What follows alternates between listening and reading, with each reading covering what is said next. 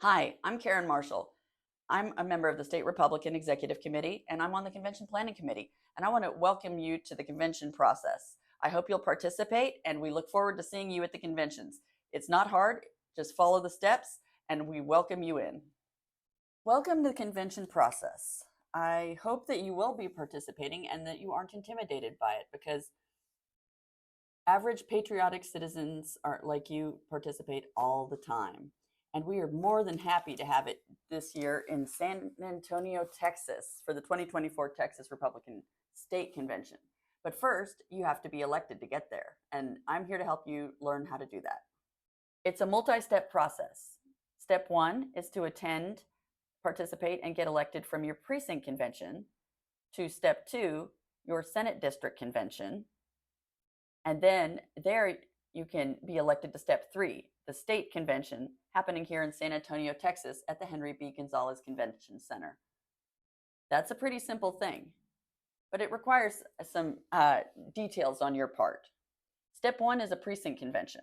If you've never been to one, you can find out where yours is by first checking your voter registration card and finding what your precinct number is. Here in Bexar County, all the precinct conventions are at poll locations on the night of the primary election, March 5th. Start your precinct convention at 7:30 p.m. or not before the last voter has vote in line at that poll location has voted, whichever is later. There is no minimum number of people required to hold a precinct convention. Really, one person by themselves can be a convention. But if you're not sure if you have a precinct chair, or if you don't know if anyone else will come, find a fellow Republican neighbor to go with you, because it's more fun to not be a lone standing precinct convention.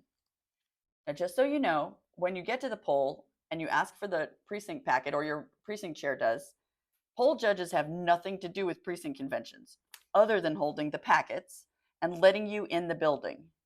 Don't ask them convention questions, and conduct your convention in an area out of their way while they're busy closing up their poll. Try to trouble them as little as possible and be gracious. But you do know that you do have a right to conduct your convention there at the location set by the party. You have a contract, and they must let you hold your convention. Just be sure to get to the poll before 7, so before the door is locked, because they're probably not going to let anybody in afterwards. If you're not sure where to find your precinct convention, first check your precinct number, and you find that on the yellow postcard that you should have received in the mail sometime in the last month. Then you attend or participate in your precinct convention, and then there your job is to be elected by that convention to your Senate district convention. Being elected just means get your name written on the list of voters that your precinct elected on a form which is found in that precinct convention packet I keep referring to. If the precinct chairman is not present to conduct the convention when it is scheduled to start, then any voter of that precinct who voted in the Republican primary can pick up the packet and conduct the convention at the location set by the county executive committee. Instructions for conducting the convention are included in the packet.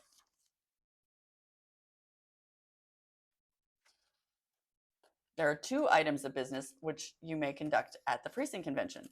Besides electing delegates, such as yourself, to the next convention, you can also vote on resolutions. And all the instructions you need for conducting the convention and for submitting your resolution is in that packet you'll find. If you have a resolution that you wish to submit because you think it should be added to the state party platform, please use the resolution builder tool that you can easily find on the Texas GOP website. When you click on convention, you go on the website, you'll see this wonderful button that says resolution builder. It'll take you to a form that will help you write your resolution in the best format to be ready and to be submitted and passed at conventions. Complete or make sure that all the forms in the packet are completed and conclude the convention business at the precinct convention location at the time and date set, because this is law by Texas election code. You can't take them home and fill them out at the convenience of your own kitchen table, no matter how tempting that is, no matter how surly the precinct poll judge is. You must conduct it at the place set by law, because it's not a secret meeting. It must be conducted there. Other people must be able to find and participate in this convention. And then, once you've completed these forms and concluded your convention, you must turn them in within 3 calendar days to the Republican Party of Bexar County at the headquarters. And you must include in them the delegates who are elected. You can't be adding any names to that list after the conclusion of the precinct convention, no matter what. After that comes the next step, Senate District Convention. Every single Senate District Convention in Texas will take place on Saturday, March 23rd. So across the entire state of Texas, in counties with only one Senate district, they'll only be holding one. In counties like Bexar, there will be 4 separate conventions happening on the same day. So mark Saturday, March 23rd on your calendar. There's a lot of business that goes on at these Senate district conventions. And I'd encourage you to volunteer to help with one of these. We can always use good help. Besides these convention committees that you see on the screen, there's also every good convention requires a good secretary, a good treasurer, and sergeants at arms. So by all means, if you can help, let your convention chairman know. And you'll probably find that information in your precinct packet. But if that doesn't contain your SD convention chairman's name, then ask at the Bexar County Republican headquarters. So you need to attend the Senate district, or at least get elected at the Senate district as a delegate to the state convention. You don't technically have to attend, but it does increase your chances of getting elected, because if there are only so many slots that we get in our district of delegates to send to the state convention. And then the wonderful state convention. It's going to be huge, epic, ginormous, Texas-sized, and grand. And there will be thousands of Republicans converging on downtown San Antonio for this event. If you're a real enthusiast and you want to take part in the process, it starts on Monday, May 20th. The convention committees start to meet and people can testify on resolutions, party rules, or legislative priorities. But most of the delegates show up and start their convention on Thursday, May 23rd. So you'll want to mark your calendar, block it off for Thursday, Friday, and Saturday, because you will be busy.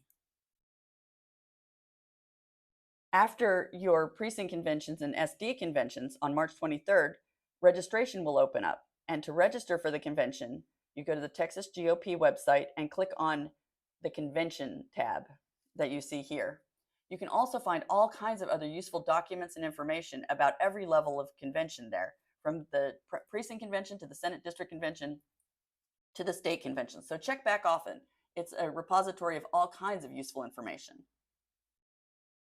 So you're probably familiar, but if you aren't, this is the Henry B. Gonzalez Convention Center, and that's where the state convention will be held. When you go into the main entrance off of Market Street, you're in the big lobby. You'll see Victor, the giant elephant, take your selfies, and then go straight to the back of the lobby where you see it says registration, badges here. You're not going to be able to get anywhere else in the convention until you pick up your badge. And keep it. Don't leave it at home. Don't leave it in your car. Don't stick it in your purse. You need to be wearing it every day of the convention. It's your ticket to admission and your ability to vote at all of these meetings. After you go to registration and get your badge, to the left is the general session giant room where we'll meet is by the thousands. Or if you go straight ahead past registration in the back after all the really super cool booths is the escalator, and you'll take those up to get to your caucus room.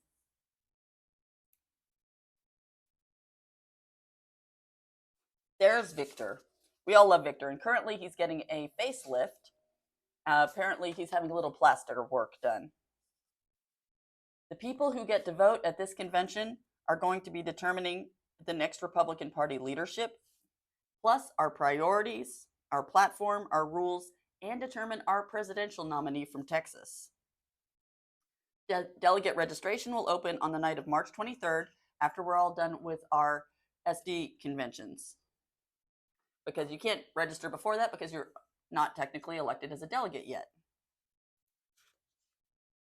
This year, the state convention will have an extra aspect because it's a presidential election year. The first thing about convention is there's committees, just like at temporary and permanent ones, just like at the SD convention. At this convention, there will be platform, rules, legislative priorities, credentials, and nominations. And the nominations committee is the one that handles nominations to the national convention. So you're going to be electing your permanent members of those committees, first thing. Then the rest of the business is conducted in Senate district caucuses. Your chairman to run your meetings from then on, a delegate to each of those committees, and your members of the State Republican Executive Committee, or SREC. Plus, you're going to cast a vote for who is to be our state chairman and vice chairman. You can find the exact times and the room numbers of these meetings for your district in the program you'll get when you check in and get your badge. So hold on to your program and put your name on it.